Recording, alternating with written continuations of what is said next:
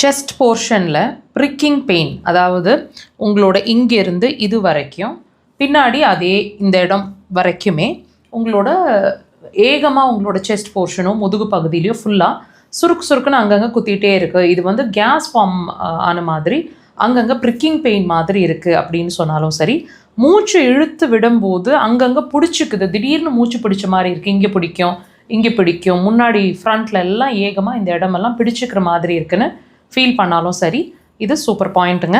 Location பாருங்கள், பாமோட முடிவு அந்த க்ரீஸில் இருக்குது, அந்த பாயிண்ட் எக்ஸாக்டாக தெரியுதுங்களா? தம்மோட முடிவில் எக்ஸாக்டாக மார்க் பண்ணியிருக்கிறாங்க. 2 கைகள்லையுமே அதே இடங்களில் அந்த ப்ரெஷர்ஸ் கொடுங்க. Like this. உடன் இன்ஸ்ட்ருமெண்ட்ஸ் வச்சுருக்கீங்கன்னா விரல்கள்னால் கிளாக் வைஸ் டைரக்ஷன் இப்படி டீப்பாக இருக்கட்டும். ப்ரெஷர் கொடுக்கும்போது மூச்சு வந்து ப்ரீத் இன் ப்ரீத் அவுட். ஒரு ப்ரெஷருங்கிறது 15 to 20 செகண்ட்ஸுங்க. மேக்ஸிமம் டீப்பாக இருக்கட்டும் ப்ரெஷர்.